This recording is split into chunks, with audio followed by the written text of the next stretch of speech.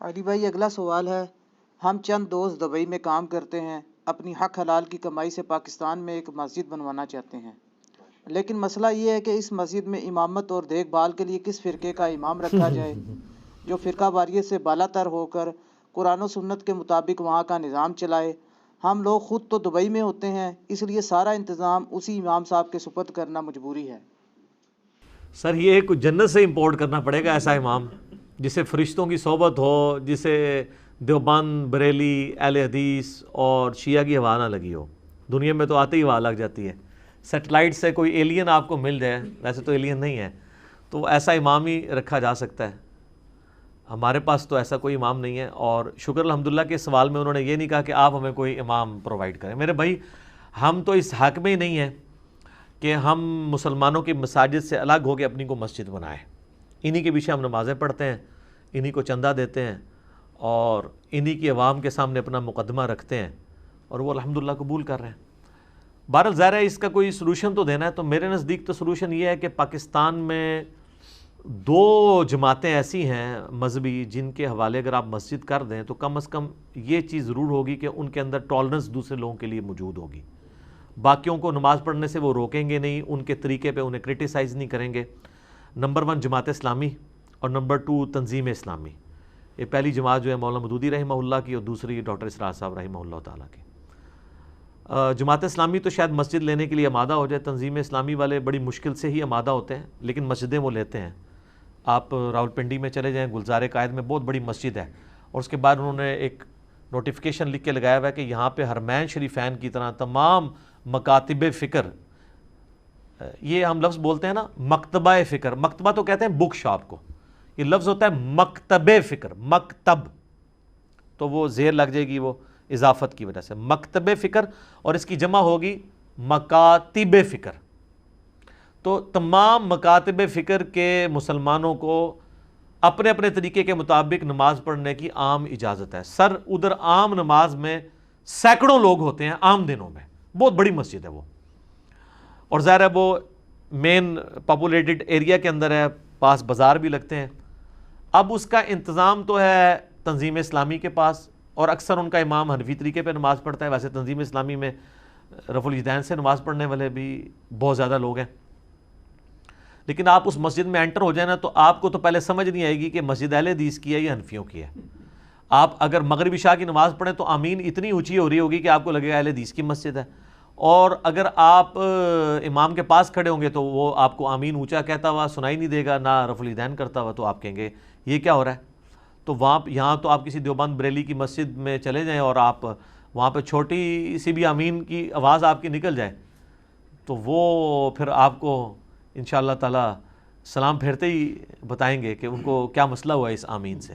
لیکن ہم انہیں وہ حدیث نہیں سنائیں گے جو سنن ابن ماجہ میں صحیح سند سے، کہ تمہاری آمین سے سب سے زیادہ یہودی چڑھتے ہیں، یہ نبی علیہ السلام نے فرمایا۔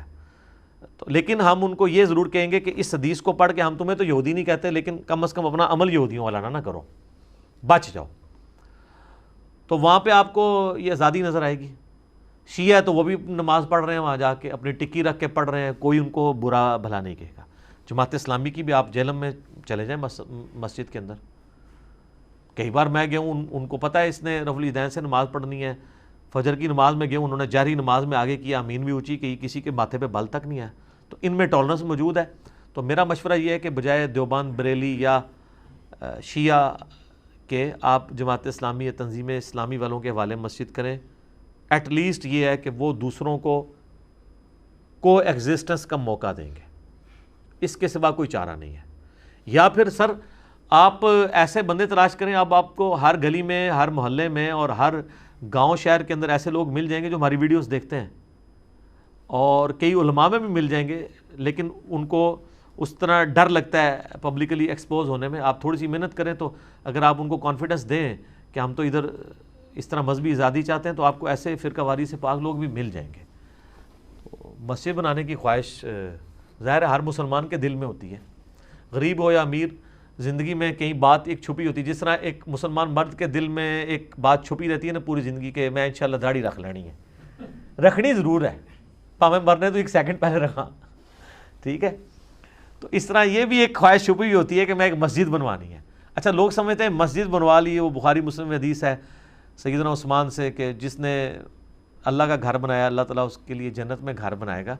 تو جنت میں گھر بنوانے کے لیے صرف مسجد بنوانا ضروری نہیں ہے. وہ تو بخاری مسلم میں یہ بھی حدیث ہے جس نے فرض کے علاوہ 12 رکعتیں پڑھی، 2 فجر سے پہلے، 4 ظہر سے پہلے، 2 ظہر کے بعد، 2 مغرب کے بعد، 2 عشاء کے بعد، جو سنت مؤکدہ ہیں، تو اللہ تعالیٰ جنت میں اس کو بھی محل عطا کرے گا.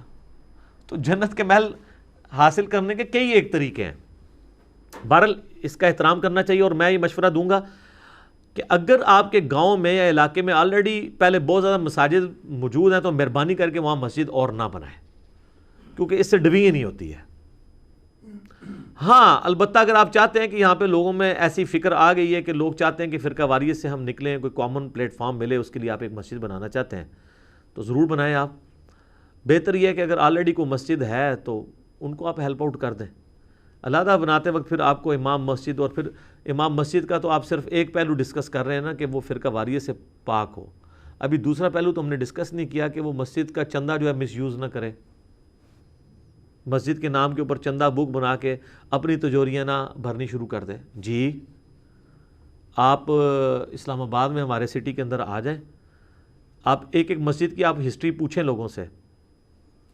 اسلام آباد میں چونکہ اس طریقے سے فرقہ واریت کی اوپنلی اجازت نہیں ہے، لیکن پھر بھی انڈکلیئرڈ پالیسی ہے کہ جی اتنی مسجد دیوبندیوں کو دینی ہے، اتنی اہل حدیث کو، اتنی شیعہ کو، اتنی بریلویوں کو.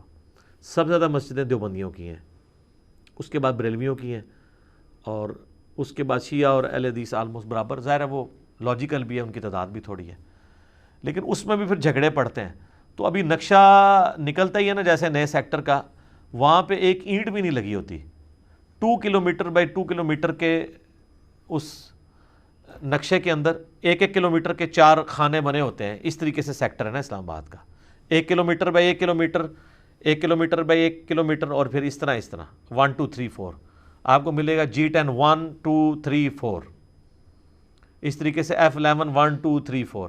تو ہر ایک سب سیکٹر کے اندر پھر بڑی مارکیٹ ہوتی ہے، پھر چھوٹی مارکیٹ ہوتی ہے، ہر مارکیٹ کے ساتھ ایک مسجد ہوتی ہے. تو وہ نقشہ نکلواتے ہیں کہ یہاں یہ مارکیٹ بنے گی تو وہاں جا کے تو ایک ٹرالی اینٹوں کی پھینکوا کے نا ایک چھوٹا سا کمرہ بنا کے نماز شروع کرا دیتے ہیں، کیلے پڑھتے رہتے ہیں اس امید کے اوپر کہ 5-6 سال بعد تو یہ بات ہوگی. سر وہ بڑے شارج ہے، بڑی لمبی انویسٹمنٹ کرتے رہے، اور سر ایک ٹرالی نال ارباں دی انویسٹمنٹ ہو رہی ہے تو انہوں پتہ نہیں. کیونکہ وہ میں نے تو خود کئی مسجدیں دیکھی ہیں جو چھوٹی سی ایک کمرے تھے.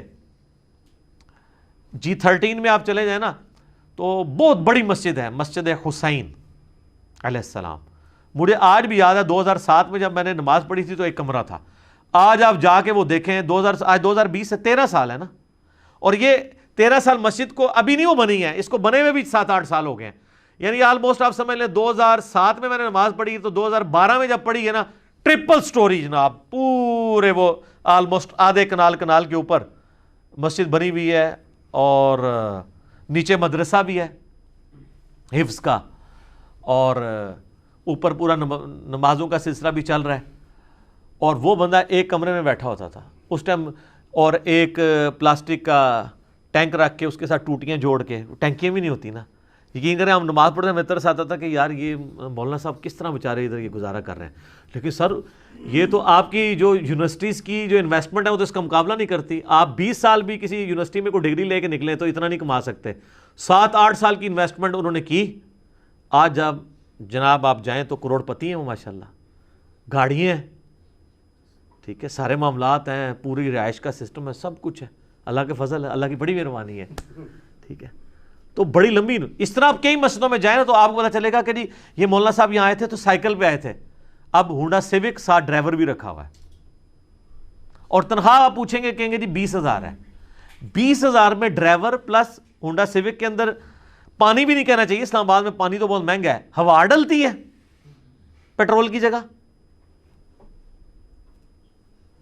تو اگر تنخواہ وہ پھر وہ ہوگا کہ تنخواہ تو وہ ہے لیکن چندہ بھی ان کے ہاتھ میں ہے، مسجد کمیٹی کے ہاتھ میں نہیں، اس لیے جا کے پہلے کمیٹیاں توڑتے ہیں یا ان میں پھوٹ ڈلواتے ہیں تاکہ چندہ بک اپنے پاس آ جائے. تو یہ میں آپ کو اس لیے مشورہ دے رہا ہوں کہ مجھے پتہ ہے کہ یہ کس طریقے سے معاملات کو لے کے چلتے ہیں. تو آپ نے صرف اس چکر میں نہیں رہنا کہ مولانا صاحب جو ہیں بہت شریف ہیں، سب کو نماز پڑھنے دیتے ہیں، اور پاسے کام نہ پا کے رکھیں. ہر ایکٹیویٹی پہ ان کی نظر رکھنے کی بھی ضرورت ہے. یعنی اینڈ پہ یہی کہنے کی ضرورت ہے کہ یا آپ اپنا ارادہ جو ہے نا اس کو کسی اور طرف ہی مولڈ کر دیں تو بہتر ہے. تو یا پھر اگر آپ نے ضرور کرنا ہے تو پھر آپ وہاں سے فارغ ہو کے آئیں تو خود سنبھالیں یا اپنے رشتہ داروں میں سے کسی کے حوالے کریں. تو میں آپ کو یہی مشورہ دے سکتا ہوں. ٹھیک ہو گیا جی.